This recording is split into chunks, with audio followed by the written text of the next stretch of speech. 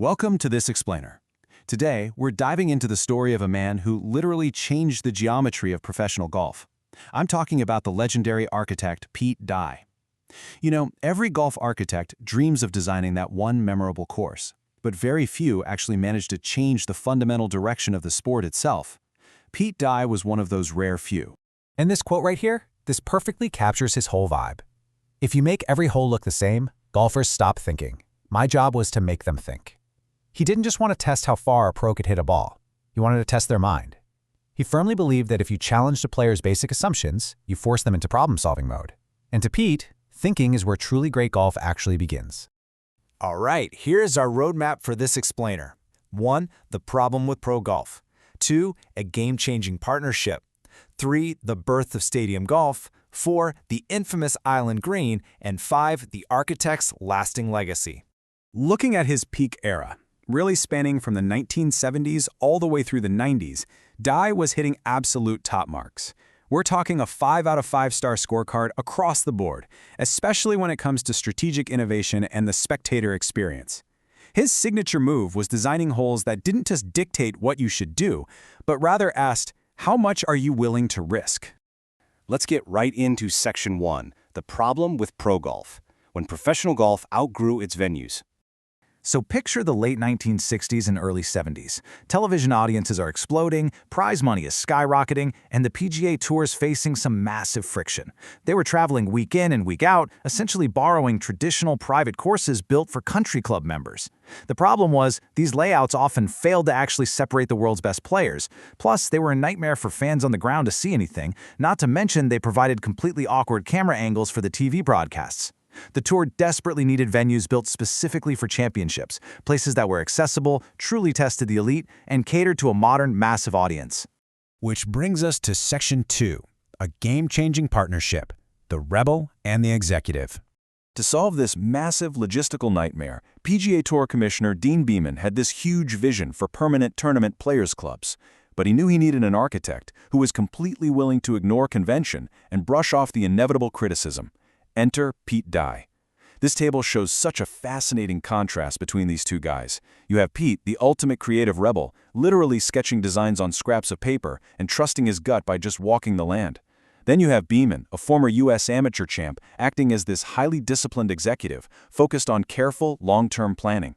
They were total opposites, but they became golf's most influential partnership because they shared one core belief: professional golf could be radically better.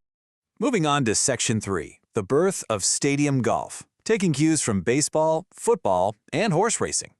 So these two have this incredible light bulb moment. They looked at these huge, grand sporting venues for baseball and football and realized, those places allow the fans to really feel like they're part of the event. Golf needed to adapt. So they cooked up this entirely new design philosophy called stadium golf. They started using natural mounding and carving out vast amphitheaters of grass. This meant fans and TV cameras could look down on the sweeping action from above, rather than trying to peek through a dense forest. It completely transformed 18 individual holes of golf into grand theater. But here's the brilliant part. This wasn't just a cosmetic upgrade for the viewers. It fundamentally changed the gameplay. Instead of designing courses that just rewarded brute strength and predictable rhythm, Dye designed for decision-making. He wanted to force meaningful choices, introduce serious risk and reward elements, and basically ignite psychological warfare right there on the fairway.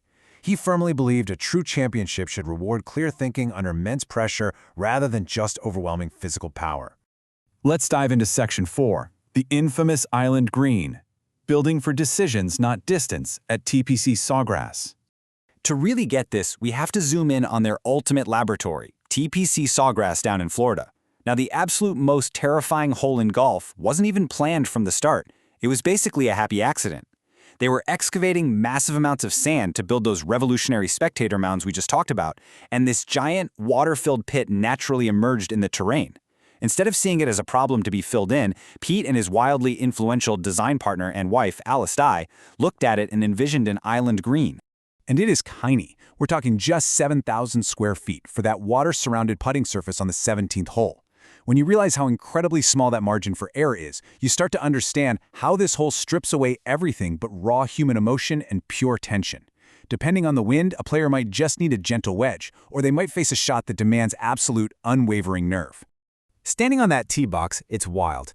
Confidence violently battles doubt. The distance is completely known, the target is sitting right there, completely visible, yet the golfer's own mind suddenly becomes the biggest hazard on the course. Dye designed this hole to ask one simple but completely terrifying question of every single player who steps up to it: do you trust yourself? And that brings us to Section 5, the architect's lasting legacy, a blueprint for modern championship golf. Now, as you might guess, TPC Sawgrass faced intense criticism when it opened. The pros thought it was way too demanding. But soon, players figured out the course wasn't demanding perfection, it was rewarding conviction. Look at how fast this all happened. In 1969, Harbor Town opens to major acclaim. By the early 70s, he strikes up that partnership with Beman. 1980 hits, and Sawgrass officially opens. By 1982, the Players' Championship moves permanently to the stadium course. In just a little over a decade, Pete Dye took the PGA Tour's landscape and permanently tilted it on its axis. What is so wild is that these ideas, which were heavily controversial at the time, are now just the standard for championship golf everywhere in the world. Natural amphitheaters, heavily strategic bunkering, giving players multiple routes to the exact same target, and those dramatic risk and reward finishing holes. He was a pioneer who proved you could design a course that equally satisfied the players, the roaring fans in the gallery, and the millions watching on television at home. But you know the best part about Pete Dye?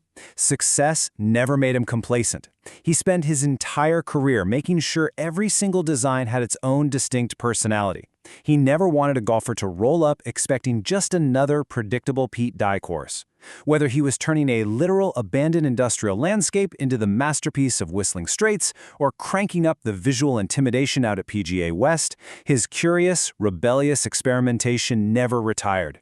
So as we wrap up this explainer, I want to leave you with a thought about his actual true legacy. His greatest contribution wasn't just a famous island green or a grassy mound. He was proving, without a doubt, that architecture can fundamentally influence the way you think. Words like strategy, angles, and decision-making became part of the everyday golf vocabulary because of him. So, here's the question. If a golf course can force a world-class professional athlete into a state of psychological warfare, how is the architecture of your world, your office, your city, your daily environment influencing the choices you make every single day? It's definitely something to think about. Thanks for joining me on this explainer.